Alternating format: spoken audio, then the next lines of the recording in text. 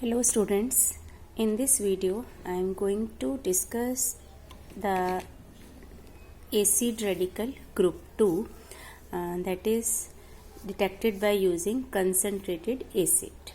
So here we do not use HCl. In first group we were using either could use dilute HCl or dilute H2SO4, but in the second group we only use concentrated H2SO4. Now why only H2SO4 not HCl? And H2SO4 is known as king of chemicals due to the three properties. First, it is strong acid, that HCl is also. Then strong oxidizing agent, and third property is strong dehydrating agent. Now radicals that are detected, that are chloride, bromide, iodide, nitrate, oxalate and acetate ion is there. So obviously these the salts, these acids produce on the hydrolysis, that is Cl negative, HCl acid is there, Br negative, HBr, I negative will produce HI, nitrate ion will produce nitric acid, oxalate ion will produce oxalic acid, and acetate ion will produce acetic acid. So these are strong acids. H2SO4 is used, which can replace them using any of these three properties. Either it can act as strong acid, or it can act as strong oxidizing agent, or by acting as strong dehydrating agent, it can replace these acids from the respective salts there. So now let us discuss these salts one by one. First salt we will take, that is contain chloride ion. Now chloride ion, any salt we can take which contain chloride ion. Here I have taken an example NaCl, like we take a sample, whatever salt is given, we treat it with a concentrated sulfuric acid. Now in this we need to keep in mind that in dilute we do not heat the solution, salt and acid, but in the concentrated we heat it. Then the observation is that HCl gas is produced. Now HCl has a pungent smell. In the first group also, the gas that had a pungent smell, it was a sulfur dioxide gas was there, right? But that had a burning smell. Now this HCl gas has a pungent smell, and if to this mixture we bring a glass rod that is dipped in ammonia solution, that is ammonium hydroxide. Now from ammonium hydroxide gas, this ammonia gas is liberated. And from the given salt HCl, when these two gases come in contact, then these dense white fumes of ammonium chloride are obtained.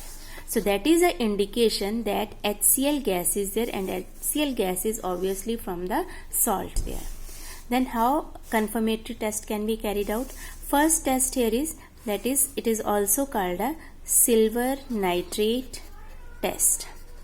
Now this you keep in mind that three halogens, chloride, bromide and iodide, they can be tested using the silver nitrate test. Now we will take a given salt. This is a salt. To this we will add this aqueous silver nitrate solution. Now in this case, this downward arrow, I hope all of you know that represent the precipitate. If it is a chloride ion, then we will get a white precipitates. PPTs are obtained, and sodium chloride obviously is soluble. Now if it is passed through ammonia solution, now ammonia solution can be NH3 aqueous, means it is ammonia solution, that is NH4OH, and it form a complex that is soluble. So that is proper precipitates will dissolve in it. So to given salt, if we add aqueous silver nitrate solution, white precipitates are obtained, that indicate that the confirm that chloride ion is present there. Second test can be using a manganese dioxide test. This also can be used in all the three halides. So in this case we take a mixture of salt and manganese dioxide and pour few drops of concentrated H2SO4. Then greenish yellow gas. Now chlorine has a green color gas, greenish yellow gas is evolved. So that indicates that it is a chloride ion. Then third one is, it is called a chromyl chloride test. You can conduct any of the three tests. Chromyl chloride test. So in this, the salt that contain chloride ion add concentrated H2SO4 and potassium dichromate, red vapors are obtained. Then we pass the NaOH solution, pass the red vapors into NaOH solution, yellow solution, and if we add lead acetate, AC represent acetate, that is CH3CO, lead acetate ion here, then yellow precipitates are obtained. So if we explain it with the help of reactions, then the red vapors that are obtained, it is a chromyl chloride, and yellow solution is sodium chromate, it is Na2CrO4, and yellow precipitates that is obtained is of lead chromate there. So this is chromyl chloride test that is used to identify chloride ions. Then next is bromide ion. Now its acid is strong. Like if we compare these three acids, HCl, HBr, HI, then HI is stronger acid than HBr, HBr is stronger acid than HCl. Now its acid is stronger than HCl, so difficult to replace from salt. Here concentrated H2SO4 act as strong oxidizing agent. So just see the reaction. In this case, the salt that contain this bromide radical, when react with concentrated H2SO4, instead of HBr, Br2 is produced. Now here Br is negative and here Br2 is 0. So means ki it has oxidized. Undergo oxidation, or we say H2SO4 act as a strong oxidizing agent. So in this form it replace or remove the acid there. And observation is here brown fumes are obtained. Now if you remember, in nitrogen dioxide also, in nitrite ion also, brown fumes were obtained. That was in the dilute H2SO4 or dilute HClVt.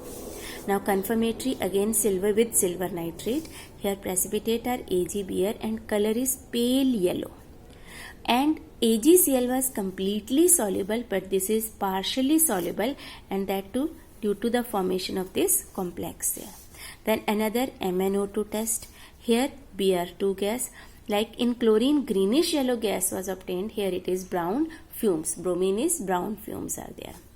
The next is for iodide. Again iodide strong hai, so H2SO4 act as a oxidizing agent here, so it liberate it as a I2, and you know that I2 it undergoes sublimation. So if it vapors are formed, then on the along the side of the test tube you will see the violet color solid deposited on that. So violet vapors when we will heat the mixture. And confirmatory, again silver nitrate, bright yellow. Like in AgCl white color, AgBr pale yellow, and in AgI silver iodide bright yellow precipitates are formed that are insoluble in ammonia solution, or that is called NH4OH. So here means ki complex is not formed. Similarly with MnO2, it form iodine, that is violet vapor. So bromine it was brown fumes, and in the case of chlorine it was greenish yellow gas was obtained in this. So next three radicals we will do in the next video. I hope this much is clear to you. So here the two properties of H2SO4 are used, that is in one it is acting as a strong acid, and in other it is acting as a strong oxidizing agent. Thank you.